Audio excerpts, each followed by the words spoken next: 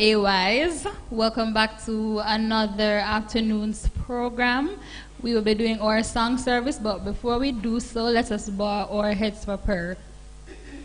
Eternal God, we want to thank you for another Sabbath day.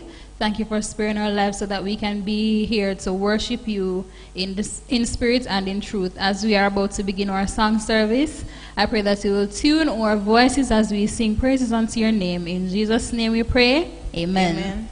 So we'll be doing some lively chorus this afternoon, starting with climbing me climbing, moving me moving, moving up the narrow way.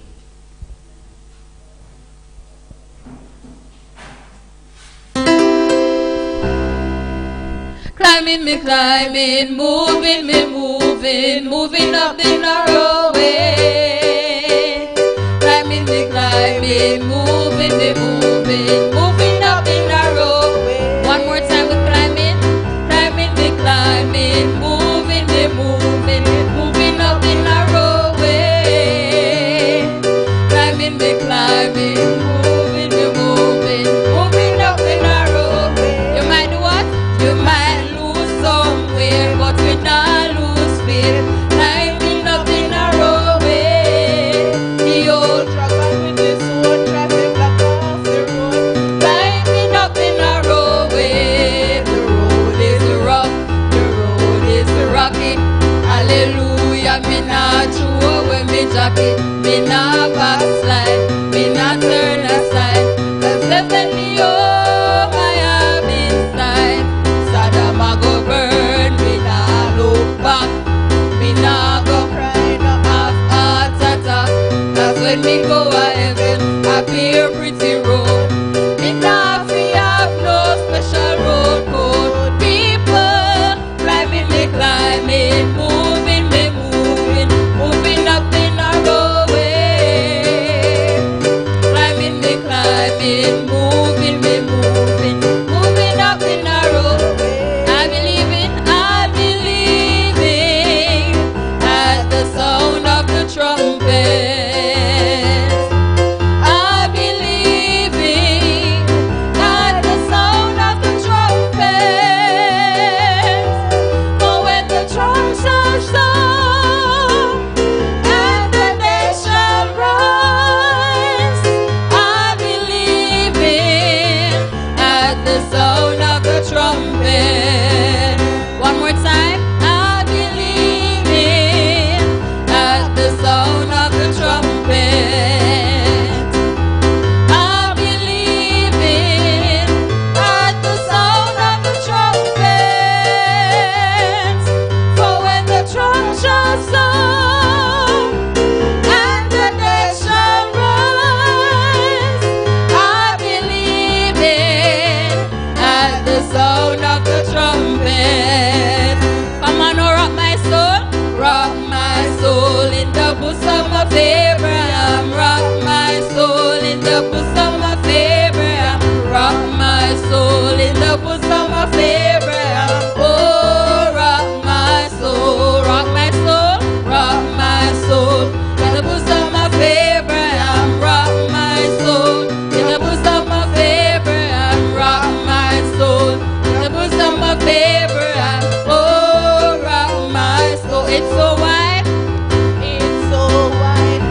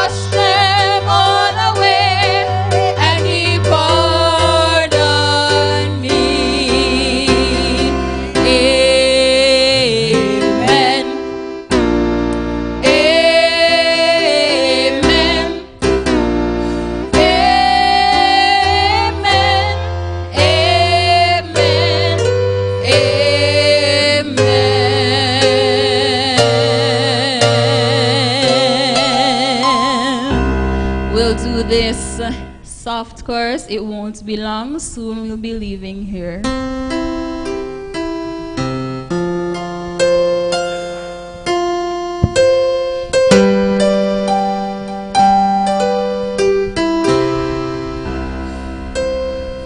It won't be long.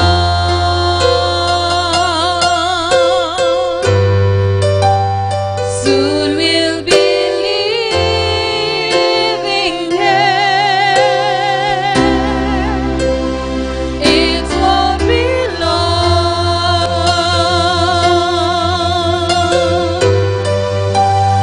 We'll be going home. One more time, it won't be long. It won't be long.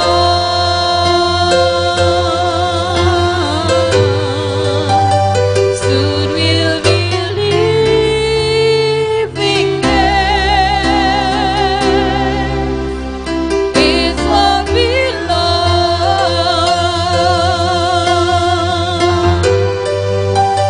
We'll be going home.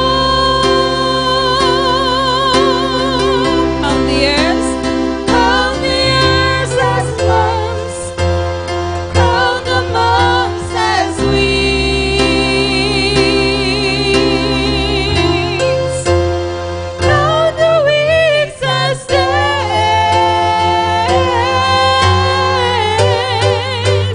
We'll be going home. Count the years as months. We gotta count them as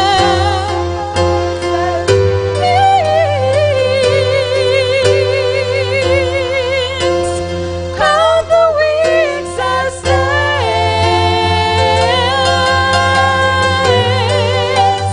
We'll be going home.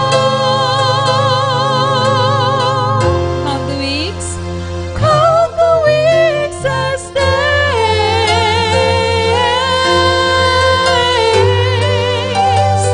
We'll be going home.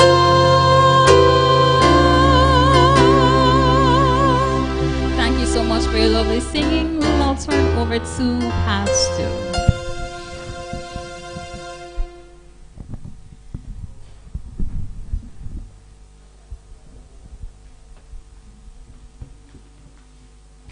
Thank you, family.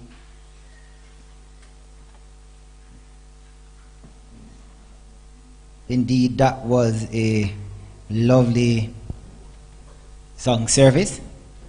I am so moved and pleased to watch Sister Simon holding those cards well, and to see a gentleman by the name of Parkus doing a little thing there. And so the truth is, I like that song. It won't be long. We'll be going home. And I could hear Ella Taylor touching the bass a bit there. And so we have a fine team of singers and worshippers here at Mavis Bank. Today we'll be having a lively discussion, and so you may need to put a mic somewhere there. That person who will be asking questions and sharing their views will be able to participate in the discussion as we will be sharing. And I'll be asking the tech team as well to, if there are persons online who have questions, that you will assist me in getting those questions to see as best as possible I can answer these questions. What we will be looking at is offloading the baggage of past experiences, is what we will be focusing on as we discuss today. This is a part of a presentation that I've done with a particular group, and I'll be sharing it with you today. Join me as we pray. This is indeed a very dynamic topic. Father in heaven, as I share information, as I have a dialogue or conversation with your people, may you speak, for your servant is listening, so I can share with your people in Jesus' name. Amen. 1 Peter chapter 5, I begin there, verses 5 to 6, and it reads, "Humble yourselves, therefore, under God's almighty hand, that he may lift you up in due time. Cast all your anxiety on him, because he cares for you." I read again just for emphasis, as this is the backdrop passage to the discussion that we'll be having. Humble yourself.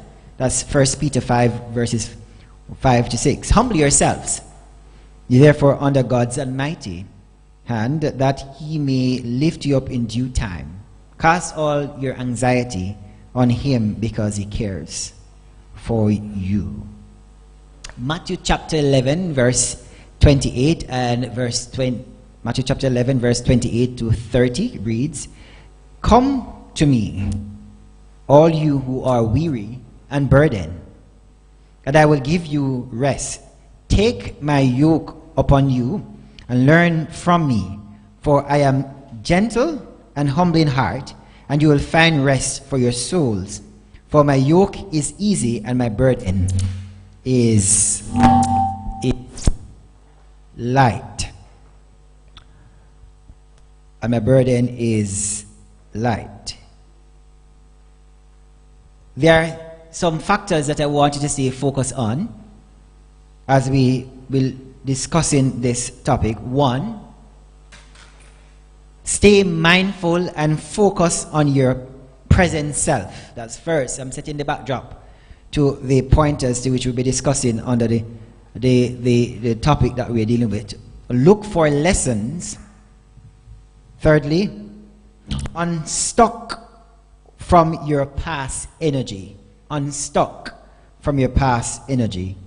And the fourth pointer, I hope I'm able to go through all. Maybe I'm able to go through maybe two of them. Acknowledge any part that you have played in the past experiences, whether it is negative or positive. Let me say it again for emphasis so that you can follow. One, stay mindful and focus on your present self. Look for lesson is number two. Get unstuck from your past energy. Acknowledge any part that you would have played in the past, whether it be a negative or a positive. Would it be a negative or a positive? You want to change this, Mike? Whether it's going to be a negative or a positive. And I may want to throw something else. Turn the pain into power. Turn the pain into power. Turn the pain into power. And so let's go into the discussion now. All right, much better.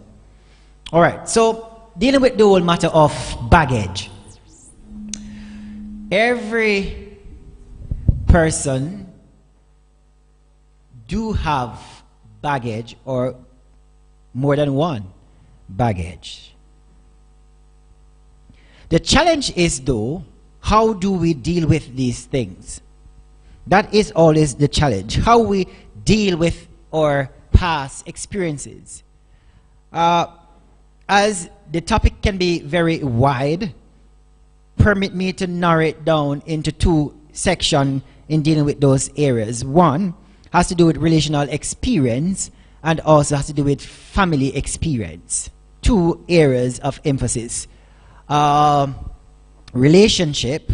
And when I speak of relationship, I'm talking intimate relationship. And also, I'm talking, when I say family, experiences has to do with one's culture, environment, and society to which they are cultured in their family. Now, let me also point out as disclaimer, a baggage may not be negative. A baggage may not be negative. A baggage can also be positive, but it can also be positive but affects your present in a negative way. Let me say it again. One can, and some may say, will have baggage, but your baggage may not be something wicked, something hard, something negative. It can also mean something positive. For example, a baggage relation-wise / family, your mother might have taught you how to boil porridge or to cook porridge in a particular way. And you have cultured in growing to do that porridge in that way. But your husband may have learned or like his porridge in a different way. But because you're cultured in cooking the porridge that way, nothing is wrong with, because everything is still being there, ingredients, everything is still there, but your husband prefer the porridge this way. So you may like your caramel porridge like the pudding size porridge, because you have different, and some may like it the tea style. So it depends, and some may like it in between. So based on culture, but you're saying this is the best way to cook porridge. The porridge must be in the pudding form. But your husband prefer the porridge in the tea style when he does drink. And that can be a conflict. You may grow to put coconut milk powder, but he prefer the natural coconut in it. But it's still coconut milk, some would say. But there are differences, and that can also turn out to be some form of baggage. Not that it is a negative baggage. It is positive, because cooking porridge is good. It is good to learn to cook porridge. It is good for someone to learn how to cook. But the challenge is, how do you transmit that baggage or that weight? And why we call it baggage, because it's not affecting somebody else or affecting the present. And so how can it? So there are some lessons you can pull from that example. So that's one positive. Another positive might have been the way in which, and this may be for the man, the way in which the father addresses the mother may be in a negative. Yo, gal, wagwa, me hungry. A food time now, want me there for money and a cook and then you may culture that way, and that's a negative baggage to bring over, and you'd have maybe talking to a lady who is grown in a more astute environment where she is cultured for good conversation. Give me one card, Mike, instead. Is cultured for good conversation, where she's not expecting you to speak to her in that manner, and so you speaking to that person causing some form of breakdown in communication because you're too aggressive and arrogant in how you're communicating. So we have different form of baggage. And so a baggage can be positive, it can also be negative. Now, we will be discussing in detail some more under the caption of the baggage matter. How do I move on? That has always been most challenge. And the truth is, sometimes persons don't know that they have a baggage because they don't see it as a baggage. And so they don't know that they have a baggage. They live their life constantly in a certain form, and that knowing that this is a baggage. This is a weight. All right. Thursday, Elder Willis and myself was coming up little before we reach Elder Malcolm live, that's Guava Ridge area there, little before there. I don't know the name so well yet.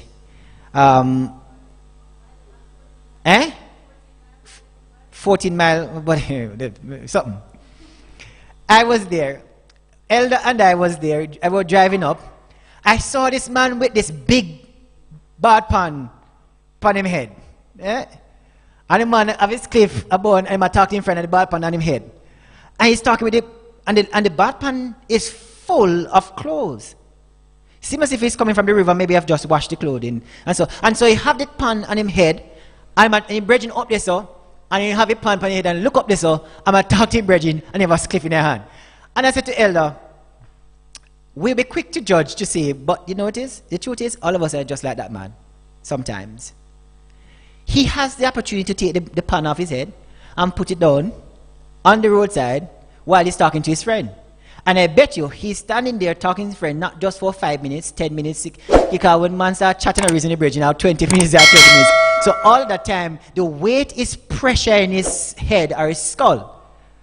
And he's standing there, but he's focusing on talking, not maybe remembering that the ball pan is on his head.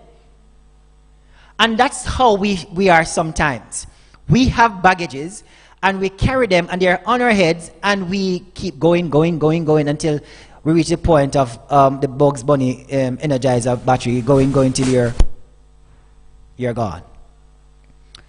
And these things affect persons. And so there are some ways in which baggage develop. One, they can be developed by ways of such as one, as I said before, your family lineage. There are generational baggage, some person call, the way to which certain structure, certain things. There are some family that is structured a certain way that you must have to walk a certain way to fit in. You must eat a certain way to fit in. There are some person who grow to just sit down on them step and just wall them plate and just yam them food or eat them food, and that's fine, and them want to clap like a pig, and that's fine. That's their culture. That's because mama just give them the food and they just want to step. They don't go on a table. They've never known to dine properly.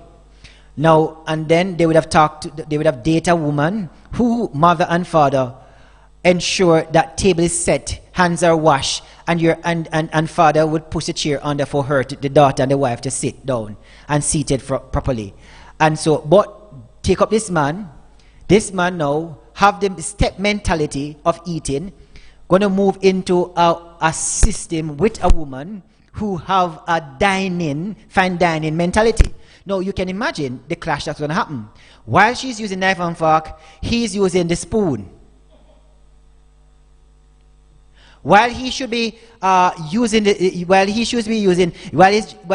his porridge while he's eating his porridge and how he's be pulling the spoon towards him, he does a dive with the spoon, and him is a while she's, and so when family come and they will sit around the same table, they recognize and that, but what kind of man is my daughter married? He does eat like a hog. He just having head down there plate, so he have not learned that he needed to be timely and chew properly for a few seconds and define that, because he was not taught that way. That's how he was culture. He was culture where his parents, when they cook the food, they share it and they give him, and they say, hey boy, see your food here, and him would have sit. And he sit on the step. Now when they come, he would have found this nice girl that he like, have his taste and caliber, and then married to this lady. Then there comes an issue, which now becomes the present reality. The present reality would be that now where he is with this woman. This woman you have married has been cultured differently, and there's something I want to throw in, we call him differentiation, that sometimes person don't understand well. Differentiation in terms of one's identity or one's personality. In that, you coming together in a relationship must remember and maintain your true self and not your fake self. Must maintain your true self. And when you behave opposite to your true self, you have added another baggage to yourself, because you have to keep on living that life, and you have not given yourself the time for you to live through your true self and acquire that which you need to acquire. And so we have quite a number of relationships that have been destroyed because of baggage. Not that the baggage is negative, not that the baggage is positive, it's either or both, but it's been affecting, because mommy taught me how to do this way, therefore it must be done that way. Daddy taught me to do this way, therefore it must be done this way. That mentality. So you have that mentality carried. Not that mommy say that you must. For example, I shared an example with the group about this man wife and husband who have been destroyed because of one thing. And I'm going to tell you, maybe laughed. One simple thing they have destroyed over. And it is simple this. How to see my pants. So funny. But it's a baggage to deal with. The mother taught the lady that when she's ironing the man's pants, how to seam it. The man was grown not to seam his pants. So what has been happening, every time the woman iron the pants, the man go back and iron it again, because to him the pants is seamed. It is seamed, but he thought it's a crush. So it is seamed, and so he said that, why wife keep on press my pants and left a crush? But it's a seam in the pants. So he keep press, and so the wife keep on doing it and keep on seeing the husband going back to press all 15 pants again. That caused serious conflict in the home. And nobody is communicating, because he was cultured that, if, wife you do something, me just do it myself. Me not make it be a problem. Me not go talk and tell her, say, me not like it. But based on his culture, how he's cultured. And so what has happened, they have been divorced over seaming pants. One likes seam and one don't like seam. And it has started a small thing and they have turned to a big thing. Where communication started to mash up, and wife not giving sex because she vex, and because him not giving sex, then husband go to road, go get sex. And then cheating in start and the whole process. And it start over simple things. And what have happened is because there was something in the past that they have taken over. First step in fixing baggage now, after I set the stage. One got to stay mindful, or be mindful and focus on your present self. The first step, you must focus on your present self. You have to have a desire, a goal, something. You have to create your own path and navigating system that want to navigate you. So, what do I mean by stay focused on your present self? 2006, the thing happened to you. And let's use relationship now. Let's switch into relationship. So you're talking to this guy, or you're talking to this woman. She cheated on you in 2006. You're talking to this girl. She cheated on you in 2005, or whatever the year may be. Or it may not be, because sometimes breakup is not a matter of cheating, but it also can be a matter of not seeing eye to eye. The goals are not there. Not that the person is cheating, not that the person is bad, but your goals are not being met. And you're not seeing eye to eye. And so you believe that the relationship is stagnant. It's now time for you to move on. And so in goodwill, you have moved on. But moving on and moving on can also become a baggage. Because you're moving on without a purpose. You're moving on without no rationality. You have not fixed the past issue for you able to move on. And so my recommendation would be to many and to those watching is that you should not prepare yourself for a relationship until you're able to assess yourself and move on from your baggages. And so you got to stay focused. Where are you now? So the thing happened 2005. You're in 2000 what now? 20. You're in 2020. So check the time frame. Where are you now? What you need to assess yourself and say, that thing happened in 2005. How does that thing that happened in 2005 will affect the present? How is it shaping me? Or what can I do about it?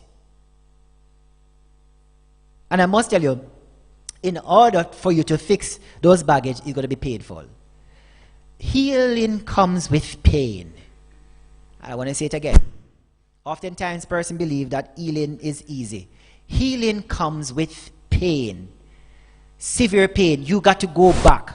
And I often say to person, you need to get a third party involved. And a third party has to do with a counselor or something of that sort to assist you through, navigate through some of these baggages that you have. Right? So you got to stay mindful where you are now, the present. So I've been well, let me share this. I've been hurt in 2000 and 2000. I think it's 2000 or 2001. Real something. Real something. And I was talking to this girl. I hope she's not watching. In that day, I have planned for this girl. She was my first girlfriend. My first girlfriend. You know what I mean? I decided, no, I wasn't sanctified as I am now. I decided as a rude boy, just a go boss, that this is my first girlfriend. My mother not watching. And I've decided that, and you know, who is not supposed to be watching, not true. And I've decided that, listen, I am going to take my virginity with this girl, since she's a virgin to a virgin. So in 2001, I planned my birthday thing. You understand? Because we're going to take it together. Yeah, because I'm a girlfriend this, and we set the thing, and the thing said, the day come, Ella Malcolm, the day come for my birthday, I don't get a text. I don't get a call. So I say I must have a little surprise. I go on there. So the day pass. I mean, we get condom, everything, you know, and illegally, you know, and you get everything set and ready and say, I'm gonna experience this sex because all of my friends that about sex and I go on with things and I'm the only one that go on like me. I've done sex before. I never say nothing. I just go on and say, yeah, man, I say things sweet, you know. You have conversation wise. I've never experienced it. So I was just behaving like say, yeah, I'm a rude boy, but the truth is I was a surfers. So me have this one girl and man say, you know, kill her yet. You know, in term, it doesn't mean literally kill her folks, literally kill her, it mean have sex with her. That's what it really means, Jamaican dialect. And I planned everything well. I love that girl. That girl, I love that girl so much. That was my first girlfriend, first love. Every time I see her, I feel like butterfly. And you feel there's something. And we look on her, she was nickel bit and neat and nice. And then she was so bright and yeah, you know, and I planned the thing, man. That time, I don't remember which phone come out, and a Motorola. The thing is the flip phone and the pole. The big thick one. A big thick one. At that time, we go on. Walk it like. Big thick one, and you draw the pole up. That would just come out, and then afterwards, Nokia came out afterwards. Afterwards, then Nokia came out, and then everything is like, you all know me taboo. Right, Ella Malcolm, them don't know them thing there. That was the first. So my uncle Greg, I can't call his name, he had one of those phones. So I had one of the phone, and then in the same year, same time, shortly, they come out with the big, thick Nokia phones. So I get a Nokia phone, and I feel nice. Look at that phone, you fling it, you drop, nothing to it. Nothing to it. No, I don't know if it's 3310 that one was. I think that was the big before 3310, then 3310. So 3310 came afterwards. It was a big, thick one. And I had the phone, man. I was talking to the girl, man, and I feel nice, man. That day, I text the girl, no answer. Call the girl, no answer. End of the day, end of the story, the girl go out with somebody else and give somebody else something. I was hurt. And guess what?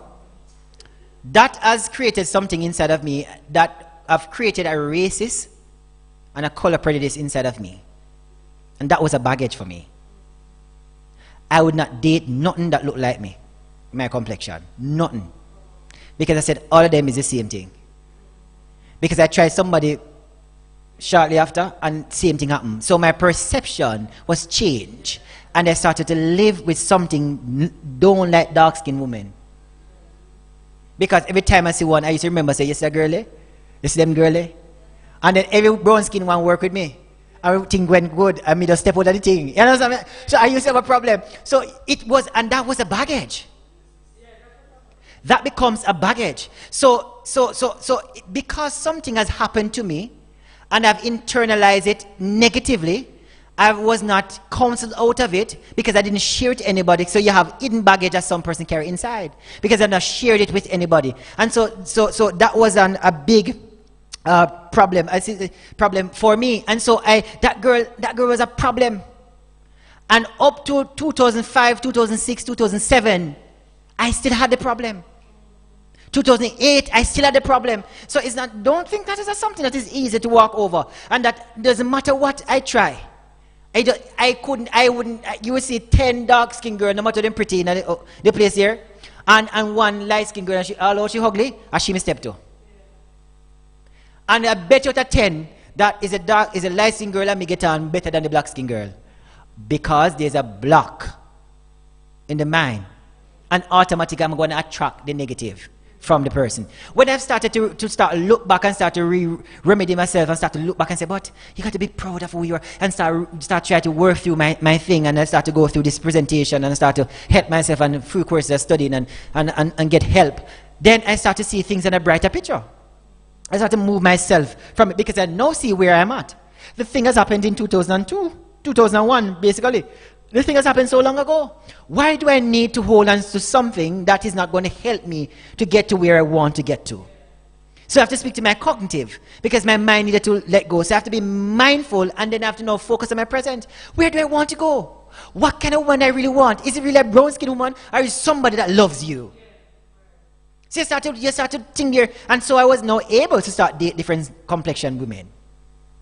And so you have to be focused on your present self. The next thing that you got to do is you got to look for lessons. I'm giving a summary version because this presentation is a big one. In summary, so you got to look for lessons as well. And this is painful. What lessons have you learned? Shakespeare. The girl hurt you, the girl left you. What lesson have you learned? What lesson have you learned from the breakup of the relationship? Parkos. I can call anybody. I could say Monique. I could just call any name. What lesson would have you learned?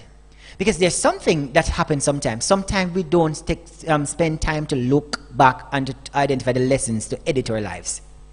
And what we find ourselves doing is repetition. You keep going back over in the same situation. So you move on to the next girl, and the girl left you again. Move on to the next girl, and the girl left you again. There must be something. There has to be something. There has to be some form of lessons that you need to look from and edit your life. What if your choice of woman you're choosing is not compatible with the type of person you are? Or what if not just compatible the choice of woman, but what if what if you're doing something that is causing that chain reaction? Or what if there's something inside of you that needs to be developed? So what lessons can you learn? So I often love to use my personal experience because nothing is more powerful in counseling than your personal experience. Let's use the girl's situation, right? Since it's more easy to identify the girl's situation. So I have this girl, and talking to this girl, she's that age. Not the same story. I love this girl. I go through the school system, and this girl, man. Oh yes, me and this girl walk beside each other, man, talk, man. Oh yes, I told her, sweet because not so brilliant and brilliant. You see what I mean? So not so brilliant and brilliant. So therefore means she's complimenting me. And she have good credit rate and good everything. She's sweet, man. And I'm mad because she's nice body girl them. So I have this nice girl and I go on with nice girl and I go on with nice girl. Everything go on good. Plan everything. But I've learned something. I was trying to invest in something or somebody who wasn't ready to invest in me. First lesson. Her perception of me is different from my perception of her. And so that sometimes causes problem. So here am I moving serious with the relationship, but here she is moving as a friend. And that sometimes have caused many and several persons rape and cause molestation, do many things to person and create damage to other persons because the perception, they have not done the lesson. They have not looked at the lesson learned. So I've learned a lesson that before I get in a relationship, terms must be explained, person must be on the same page, it must be clear, we must have a mutual understanding. So it's not going to be my way, it's going to be our way. So lessons must be learned. Now, anybody have anything to say? Please, you can see. Just grab a mic so the persons that on the viewers, and so you could put a mic in the middle so we understand somewhere, so those who have anything, and if you have anything online that you want to say, you can also share. Yes, too, maybe you're moving too fast and the person is moving slow. And so different pace. I come into you, I want to capture with the mic. So you're moving at a different pace. So as I'm looking at the topic of moving from past baggage. So first point, you got to stay mindful and focused. You got to focus on the present reality. You're going to focus on where you are. You're going to focus on what is happening to you in the present. And then I had something else to it, but I want to say, you need to focus also on where you need to get to. Some people, with your experience with dark-skinned girls, some people, if they don't get help, they just rape all dark-skinned girls, you know, yes. because they didn't get the chance to have sex with the girl that he loved, the yes. dark girl. So some people, if they don't get help, they will go about, and every dark-skinned girl, either they rape them or rape them and kill them. That's all. So some things, it might seem simple, but sometimes they need help. It is. And I can stress on it just because I'm doing a general presentation. But you will find that for most persons who rape, have a baggage. Most persons who rape have a baggage. They either were molested or abused by some means, or their psychic have been damaged. And so they developed a certain perception of a certain group. And they are selective in the group that they goes after. So they don't rape anybody because they don't stand up to anybody. Can I be real? So they are selective in the person they goes after. And so if you remind them of the past or something, then they take disadvantage of you. And so it is important. So in moving forward, you got to focus on your present self. What's happening to you now? What's happening to you now? How do you look? And there's a therapy that I always refer a person to. Look in the mirror.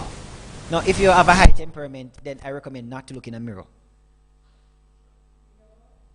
If you have a high temperament, if you're a very hungry type of person, the process that you're going to go through, I'm going to say don't look in the mirror. Because when you go back to the mirror and you start to see yourself or you start to see the person, then you may very well thump the mirror or thump a wall because the hunger that is going to come through as well. And this we get to unstuck yourself. Unstuck yourself from your past energy. You're tied to the past. Trapped in the past and can't move. Every time you step forward, you remember something and you go back into the same position again. Every time you go forward from a situation, you go back in the same position again. Moving forward, you have to move. So you're stuck in the past energy. Everything. So Monique talking to me, and because the man that she was talking to was a straight nose, dark skinned person like myself, and hurt him. But I am a different person. But every time I come around and I hug her and I talk to her, he remind me of Andrew. I'm reminded of Andrew. Let me say something. It's not divine. If me say something, it's not divine. But Bridget and viewers, we're not chatting about the business here. But you might remind. So every time you see the person, and every time I act, and you may just the image of the person come in front of you, and you go back and get hungry for no reason at all because you're stuck in that energy. So you have to move from that energy and recreate synergy to fix that energy. You follow me? So what you may need to do is, and I've recommended that apart from also, and there are two things that we recommend generally. One, you need to have a book. And I call it a diary, a daily book that you write your things. Writing is therapy, a journal. And there are specifics we tell you what to put in the journal and stuff like that. That is for a special session. What we put in the journal. And also there's something else that is required you do. You look in a mirror and you imagine that you see the person and you tell the person all that you have to tell them that you didn't get to tell them. Just let it go. If it makes sense? So, I have not seen that girl to tell the girl. So I have to imagine I see the girl. So I have a mirror in front of me and I see the girl and I see everything about the girl. I see everything I love. I say I can't take her, you know. Me sick and tired of you. You're sick, my stomach, you know. I start something but I don't want to tell. I can't tell her. But all I'm doing is I'm emptying the bitterness that is inside. And I start to tell everything in the mirror. And I don't do this just one time. I do it for time until you reach a point where I'm able to look at the person in the mirror and talk and laugh. And then you reach a point where you can start look back at the past, everything, and make joke of it and talk about it. But oftentimes when most persons are hurt and they have baggage, they don't like to talk about it. And when they don't talk about it, it stays inside and it develops and like a compression and cause Adam. The most painful part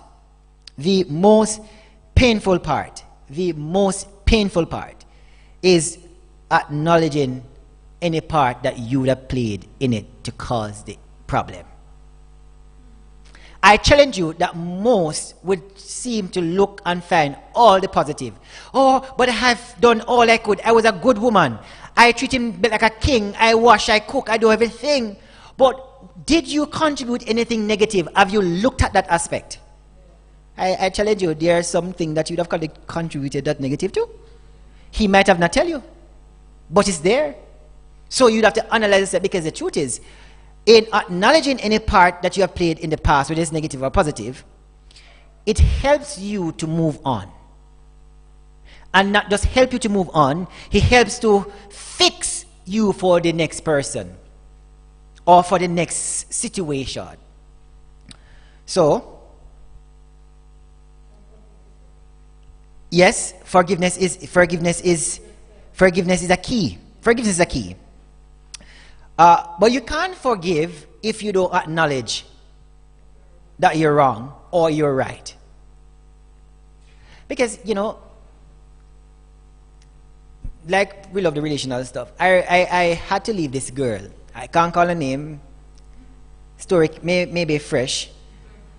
I had to leave this girl. Not that I don't love this girl, but I had to leave this girl. Why I had to leave this girl? When I had done the self-assessment of where my goals were heading me, I had to leave this girl. It's not that something is bad with the girl. It's not that something wrong, but the truth is, she's not a part of my vision. And what I've been doing is wasting her time when the person who will fit her vision is out there and I'm just being a roadblock. And so I move myself from the person. Now that person is hurt, but thank God today that person is okay. Because they have now seen the importance of the reason why I had to move. Huh?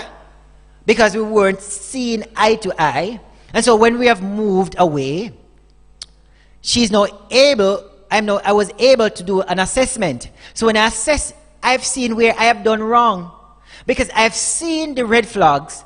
I have seen many things that I could have taken up on. I've seen many things that I could have said to her. I see many and so I also contributed to the fact of moving on.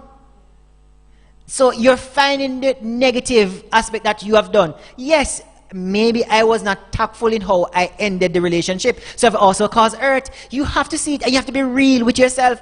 And those things are painful. So nobody wants to take the hurt. Nobody wants to take the blame. So we are playing the Adam and Eve scenario. And oftentimes that's what we do in relationship. And so we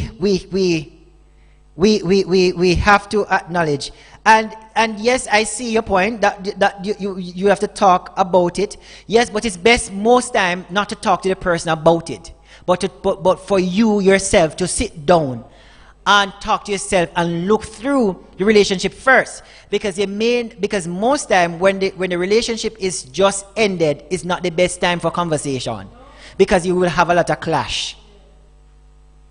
And so what it may mean is that later as you move on, you can see conversation to say, so and so, Perville, you and I were together in a relationship. What are some of the things that you saw in me? What are some of the things you saw in me that wasn't good? You're not asking her to go back in a relationship. What you're doing is getting feedback to edit yourself. And she may say, oh, you were too bossy. Or you were, and that's a negative for her. And maybe I would take that same trait, which is a baggage, and use it on another female, and the other female may say, but him so bossy. And you keep hearing that, but you not recognize that it's true. So you have to acknowledge. So then they would have to, but I would have done through it and look and say, maybe I was a little bit too pushy, but I may not use the term bossy. without doing it too pushy. And so baggage is not easy. It's not easy. A very important thing that one got to do, one in moving on, one got to turn their pain into power. Let me say it again. One got to turn their pain into power. As I said before, a baggage can be positive. So, the porridge situation. The man like the porridge pudding style, no, tea style. You like the porridge pudding style. Right? So, I hear somebody put it in blender and add more milk. So, but he want his milk to be cooked out and something to be done. So you're going to trick him. Trick him. So he likes the porridge, or he likes his porridge. He likes to eat his porridge watery. You like your porridge pudding style. As for me, I like my porridge in between. I don't like it pudding or water. Must be in between. Because I'm all over porridge, not a soup. So, and they get it, anyway, give me fix it. If you put me play with it till we get to where we want it. And we get to So there's some folks like me who will not make certain things be a problem, but there's some folks who make some things, small things, and be an issue. But you got to be cognizant of the fact that it's an issue. And so it is positive. You learn to cook porridge, so you know that the various ingredients. Not true? So you know, for example, I'm not a fan of sugar. I'm not a fan of salt. So you're making my porridge. My wife know that she's making porridge for me. Those tubes. I mean, really tubes of salt. So a pound of salt may last us maybe for the year. 2 pounds of sugar may last us for maybe 2 months or 3 months. We really don't use sugar, and I cut it out early because I know that my family line edge is coming from a certain type of thing. So I don't wait till it reach me. I prepare myself in advance. So that's something that I practice, and so I don't really go to sweet, eh? Apart from me get the pudding and certain thing when I eat and then I drink a big glass of water. But you see what the sugar inside of me. but I'm just saying this to say that. But the porridge situation, right? So he likes it that way, you like it that way. But what you got to do is, I'm going to say now, is very important. Not because your mother taught you how to cook the porridge in a pudding style means that you have to cook the porridge in a pudding style in your relationship. Not because your mother taught you to drink the porridge in a water style means you have to take that in. You have to create your own culture. That is very important. Mike, talk on the mic. To me, you would want to please the person. So whatever he likes or whatever she likes, you do it for her. Because I mean, when the person is happy, you are happy. Isn't that so? When the person is happy, you're happy? You are happy because if it's going to cause a problem, you do it his way. No? No, in a sense, not necessarily, but you could halfway. All right, don't make it so thick and don't make it so watery. You're so insensible. But you don't want to create something in your home where the person feels as if there is a win-win situation. You want an atmosphere of dialogue.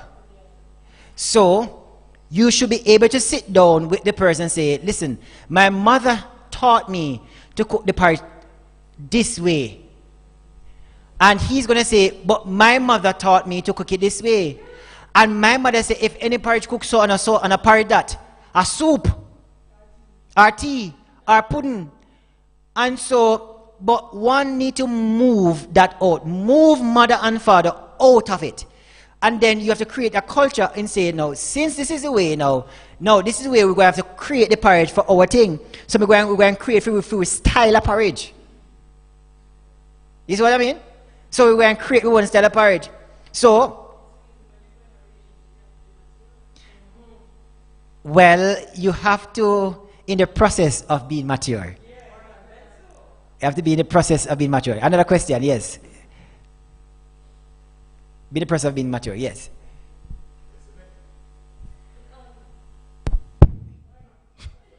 Yes, the next thing.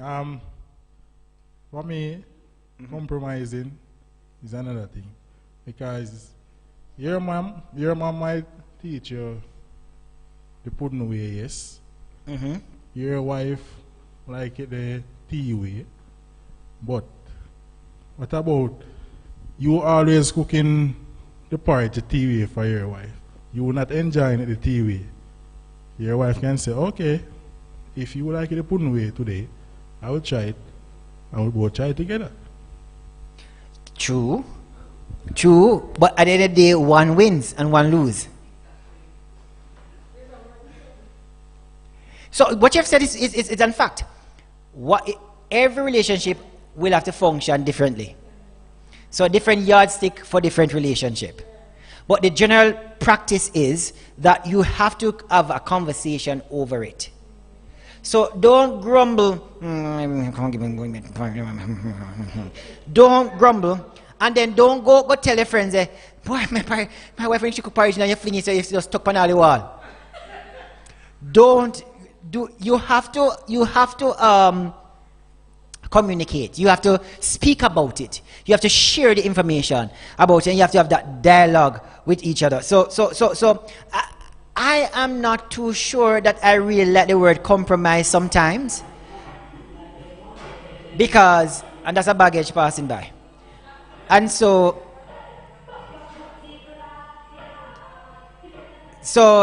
ignore that baggage. So for example, let's look at it this way. Compromising can be deadly, but it's yet good.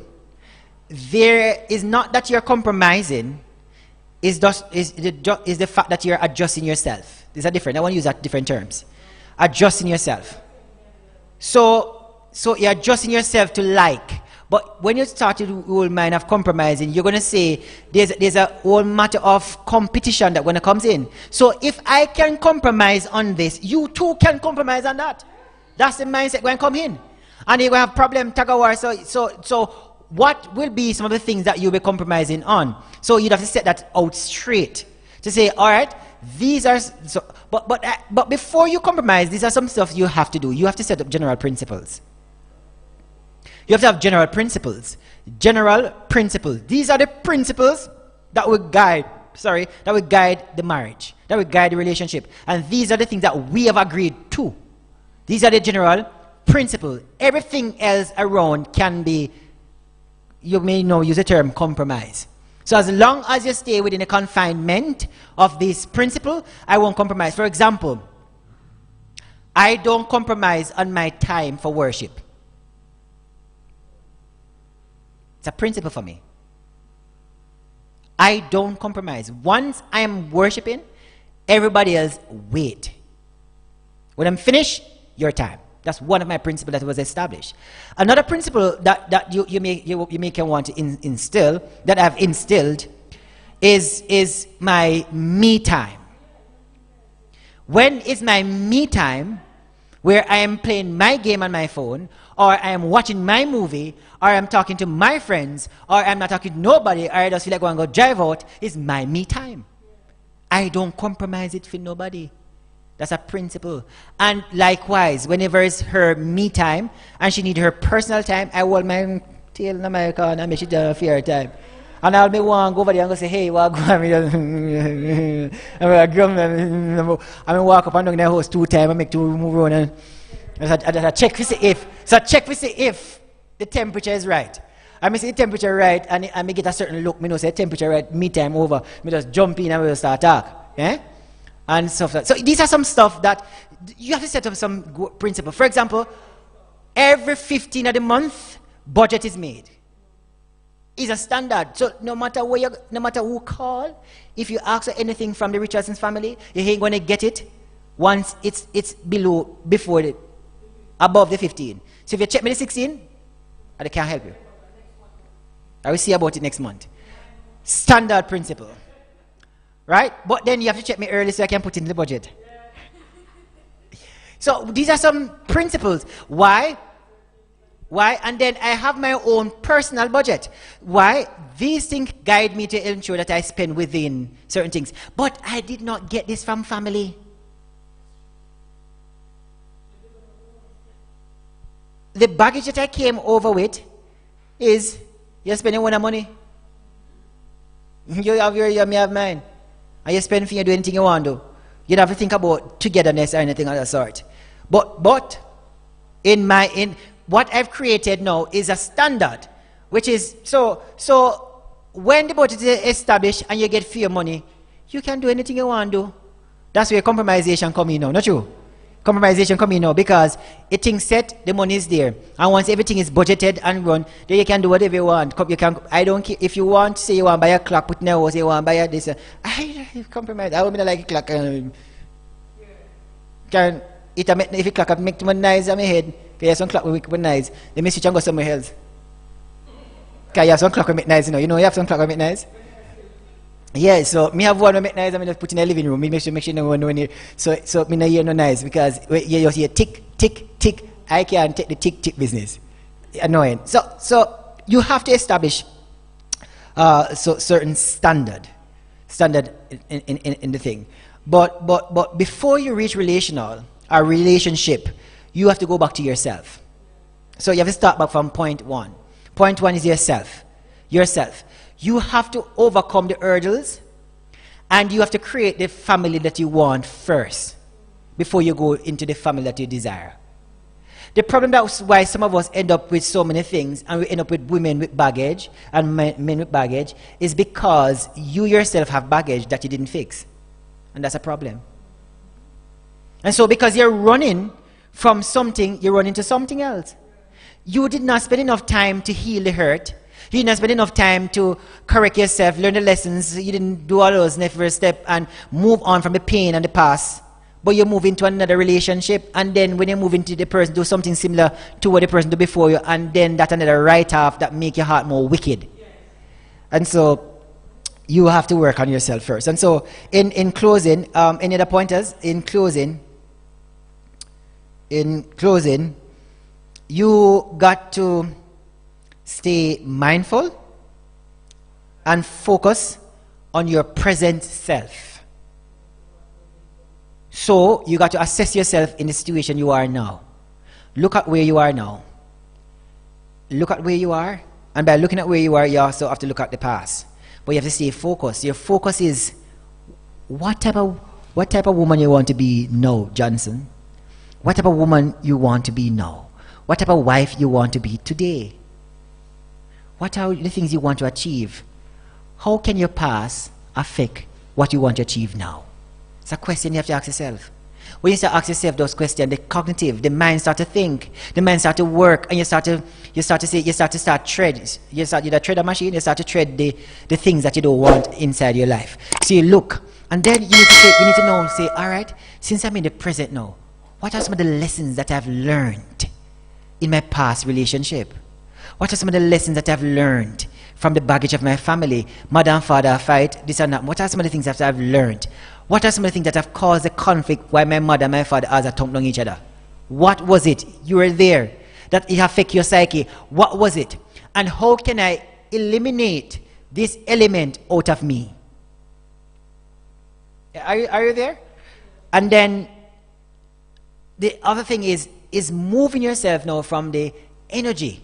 That energy that hold you, that thing that hold you down into the past, that make you unable to move. So every time, for example, I was talking to a friend, and what have happened is that something had happened, and every time she go to bed with him, she's remembering everything that possible that she didn't tell him that she was doing. Are you reading the story? So you have this fellow, and that's why I say when you get into your baggage, don't tell your baggage to people. It's best to get a third part, somebody neutral. We can share. You're not going to in a relationship which are come in contact with, because you don't share your baggage with your partner, because that now become his baggage. and you have to live with it. So if you were raped, it's not a good thing to tell your partner. Because every time you may have an intercourse, you may be thinking, what are some of the possible things the person who raped you did? And that affect the psyche and then start affect the love life, the intimacy communication. Are you following what I'm saying? So oftentimes when we're trying to get a girl soft, we tell them some of the things that we have done in the past and what have happened to us. It's not wise. It's not wise. You have to stay there. You have to deal with that. You have to find that way of dealing with that and getting rid of that. And so you have to work on that. So imagine the person in front of you. Imagine the person in front of you. Imagine the situation in front of you and speak to the situation. Talking is a form of releasing energy. Writing. Most persons don't love to write. Most persons don't love to write and write what they're going through. Write out the thing from the beginning, from a date. From a date the event started or the thing started, just the document, you start write it, go right through to the present situation where you are and how you feel today. And then tomorrow, if you have to write it all over again, you go again. What you find that every time you write, and as you start to go back, you find that you start to change. Expressive. So that's a way of getting rid of the energy. And finally, you got to acknowledge the part you played. What part did you play in the divorce? You have to acknowledge it. What part did you play? You must have done something. You can't perfect. So the Bible said there's none of us right. All of our righteousness is like what? Filthy rag. None of us is perfect. In fact, both of you would have done something to cause the relationship to come to an end. So both of you have done something, whether it is positive or whether it is negative. Acknowledge it. By acknowledging it, you see, forgiveness is the first step of forgiveness is acknowledgement. Acknowledge where you went wrong, and then acknowledge where you yourself made a mistake and forgive yourself. And so the biggest thing is forgiving yourself, and then after you get all of this information, what are you going to do with all of these things now? You're going to turn these things in, this pain, these things, the painful lessons, the painful things, and you're going to turn it into power. This is where your life is going to change. This is going to make you become who you are. I must say this. You go through this, and God allows you to go through this. Baggage are there to make you become better, not worse. No.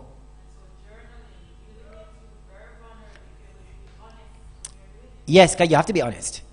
You have to write. The Bible tells me, if you have sex, but you went and have sex with the person, you have to write out it. Everything. Write out it. Everything. And you may write out because you're going to write out this. You had sex with the person. Then what you may want to write out the detail because the sex may be a part of the factor that helping you. And as you write out that, you may write the thing is, and so it's a personal journey. You're going to write out, after you write out that, you're going to write out the date that you might have gone on, some of the dates you might have gone on. You're going to write out detail by detail, and then on one side, and then you move over to page 2, and you write, how did I feel about the sexual intercourse? How did she react? How did I feel when we had the conflict? What was my thoughts those period of time?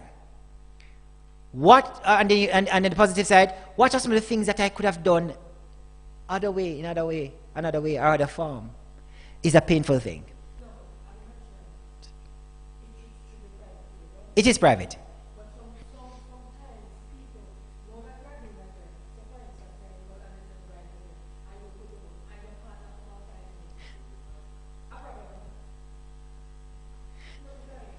You don't want the statement to come out. But the statement is, if you're doing a journal and a partner find it, the truth is, there's something called indifferentiation. I keep using that term. It therefore means that you are still somebody different, meaning that despite you come together to become one, you're still two different persons. Therefore, you're entitled to your personal space, your personal. In fact, you should, no couple,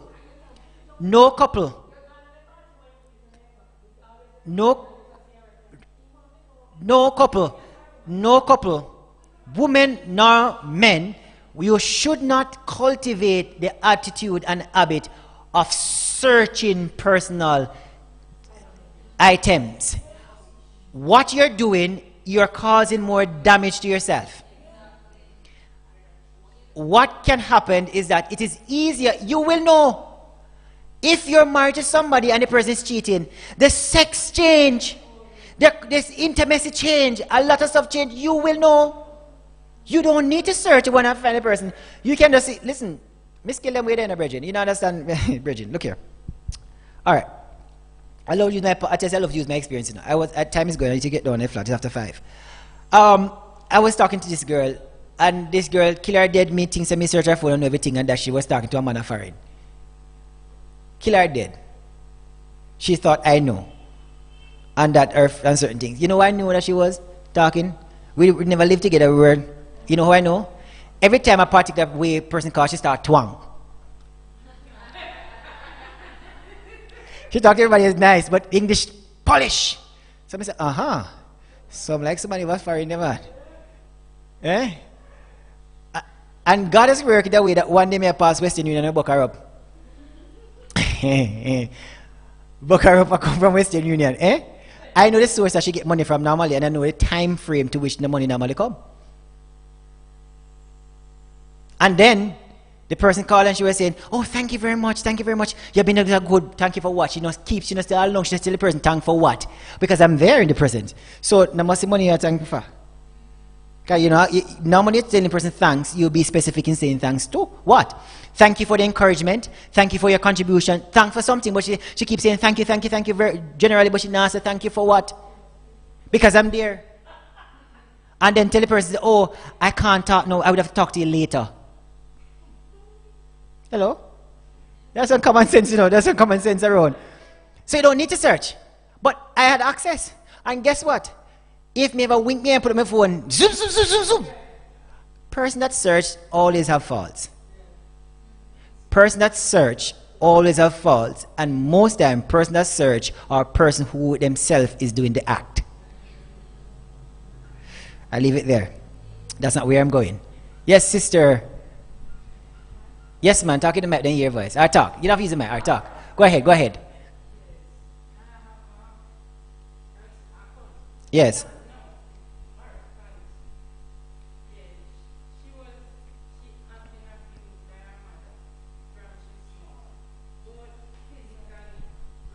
Yes, she don't want to use the mic. So, physical, me will say it over to them. I will say it to them. Go ahead. No, she don't want to use the mic. No, man, that's fine. Go ahead. Abuse physically and verbally. All right?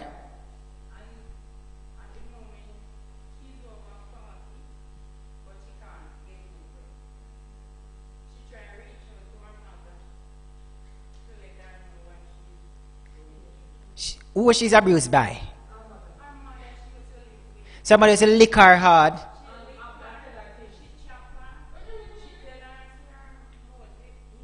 Mm-hmm. Yeah.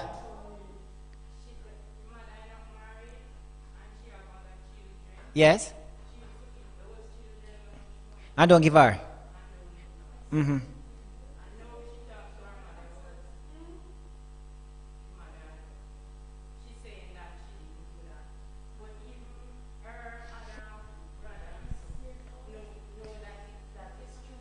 All right, so there are some questions, there are some underlying factors that I would have to ask.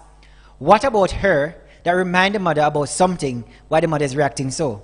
Or what is it?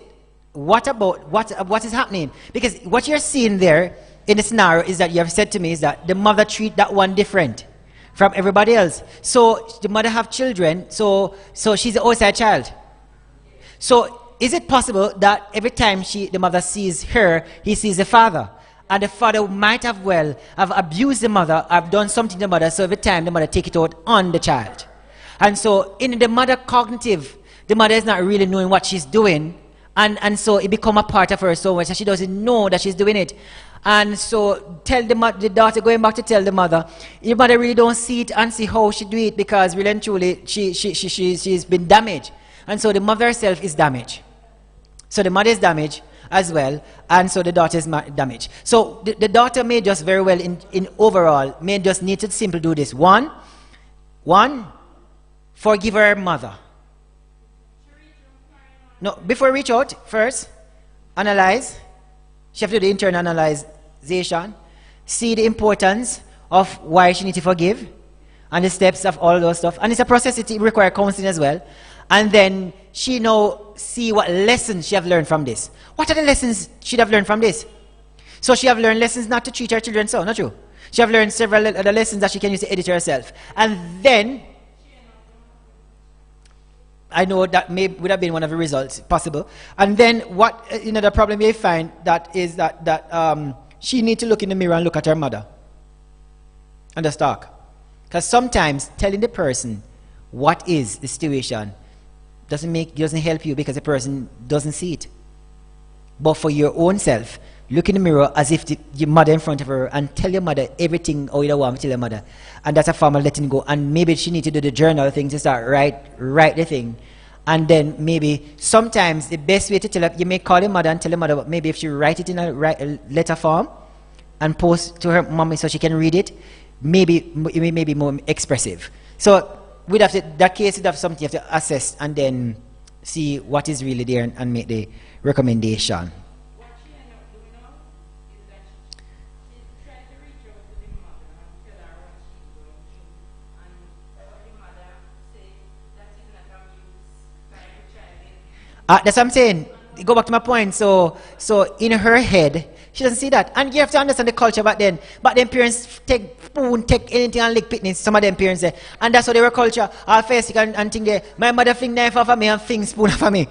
But as my mother grew up and started to interact more and become Christian, so to speak, and more, and think she started to edit her life and know that wasn't the right way.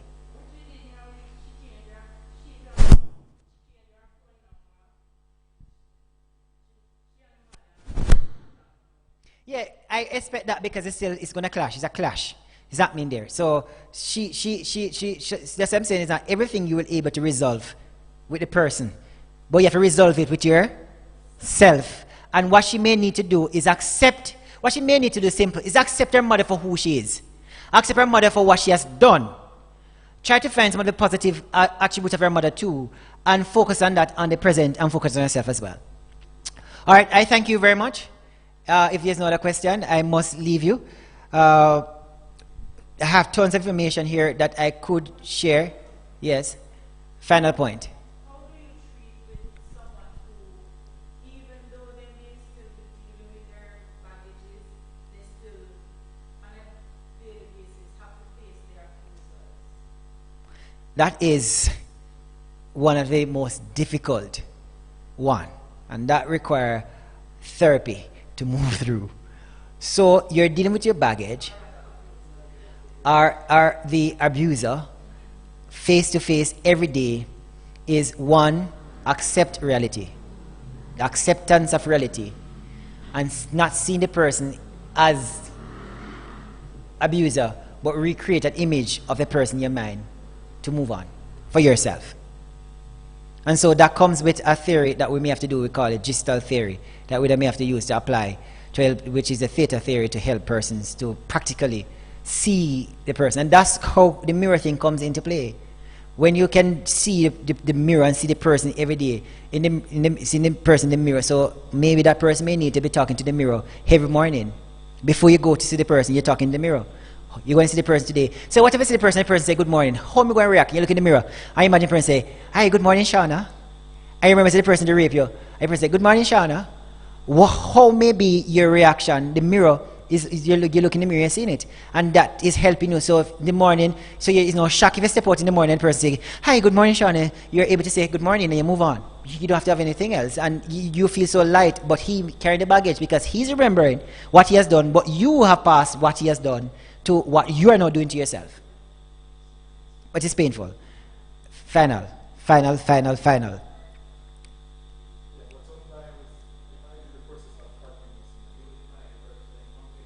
They said they're not hearing.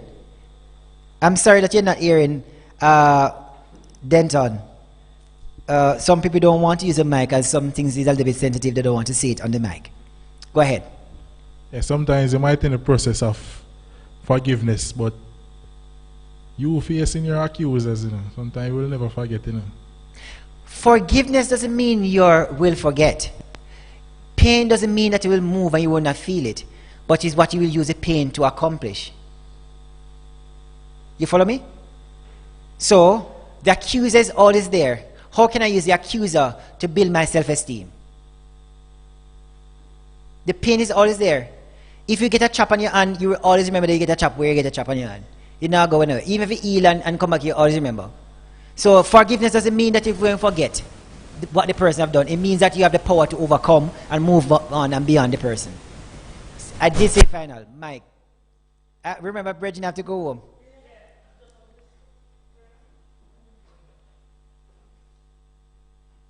Just want to respond to Brother Shemar Shakespeare. He speaks about forgiveness and facing the person. You see, God knows that if you take the person, you see, sometimes, a lot of times, we forgive. It's a forgiveness if you don't forgive. The Bible says, if you don't forgive me, they're trespassing, I will not forgive you. And God to take the person out of your way. For you not to see the person, forgive the person. God will allow you. Because if for us to reach heaven, He must allow you to overcome seeing the person, looking at the person, and saying, I am totally over it. Well, I can't say it that way that God is going to. Yes. I can't say it that way. From where I stand, I can't say it that way because there's something God just move out of your way right away. So I can't say, but what I can say that the forgiveness aspect of it will, what it will do is creating that strength inside of you that will make you become more powerful than normal. Amen. And so but it's not easy. Don't bear the fact that it's not easy. It's a process and it will be a painful process. But I did say that pain is part of healing. Pain is part of the healing process as well. And so sometimes the person being there, it is also good sometimes to face the pain at an earlier stage and a later stage. So you overcome the pain quicker and much easier and in the process and stuff like that. So it's not an easy thing, and you're going to send it back sometimes, back in the past, over and over. You're going to have a back and forth or struggling mentality going on back and forth. But the whole matter is that you have to develop the art of, and there are some steps that we will share, but I can share that to help overcome these things. As I've always said, from I've been having a conversation with you, that seeing the person, imagine the person in front of you is one of the most powerful thing. Imagine the person in front of you. Imagine the person perfect who hurt you the first time in front of you that you didn't get to tell your mind, and just tell him everything. And then imagine seeing him as your boss. You have to imagine the worst case scenarios. And these things you use too. And so if you see him, if you go to an interview and you see your ex there, the one who have done you the worst thing, and he's in the interview room and he's the HR manager, what will you do? It's something to think about. Are you going to walk away, leave a job that God has blessed you with, and that's a job? Or is it that you're going to face your hurdle and face your difficulty in that moment? And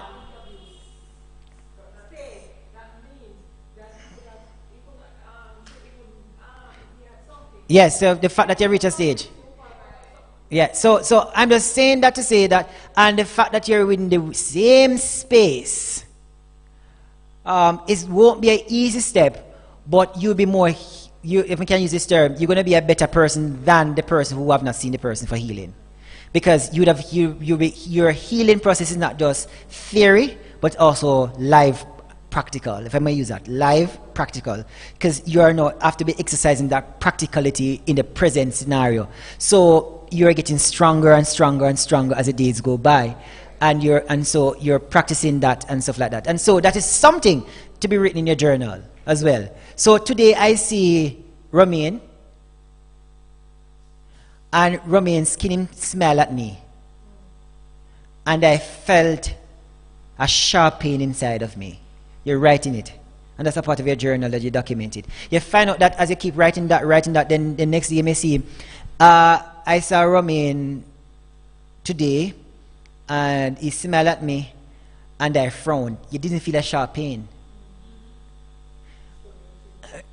And then I saw Romain, and he smiled at me, and I ignored him. Story change. You didn't feel a pain, you didn't frown, but you ignore him. I saw Romain, and he smiled at me, and I continued my business. You didn't ignore him, you saw him, you acknowledge him. And you may find out that, and sometimes some of these persons will end up become your best friend. This is just funny. And sometimes some of these persons, what you're doing, you're also healing that person too. In a way, because they are wondering, how are you so strong?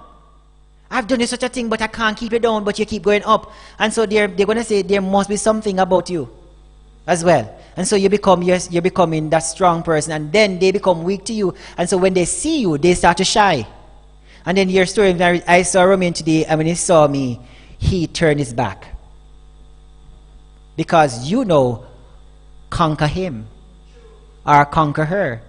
So the person start move. And I've been through that where a lot of persons, when they see me, and they just turn them back for me, because they're afraid of me. I used to be the one afraid, but I say, after you bulldog and the conqueror, I made the bulldog and the conqueror. And so I stand up to it. So you have to face the reality. And I say focus, and so you're facing reality, but you're focusing on your present, what you're about.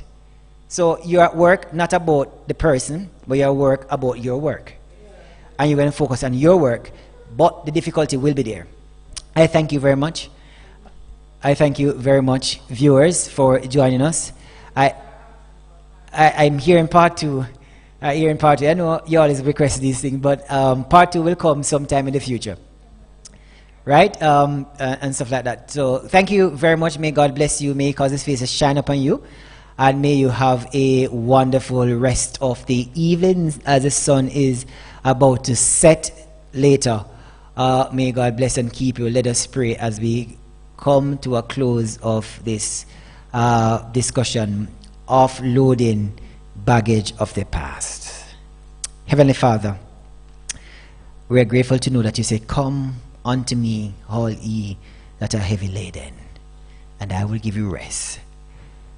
We are happy to know that you say, "Cast all your cares upon you, for you care." Thank you to know that if we have baggage, you can take those load and make us light so we can function. Thank you, O God, for what you have accomplished and for the healing properties that would have passed on to persons through this discussion. Bless now, we pray, in Jesus' name. Amen. Amen. Thank you. Have a happy rest of the Sabbath.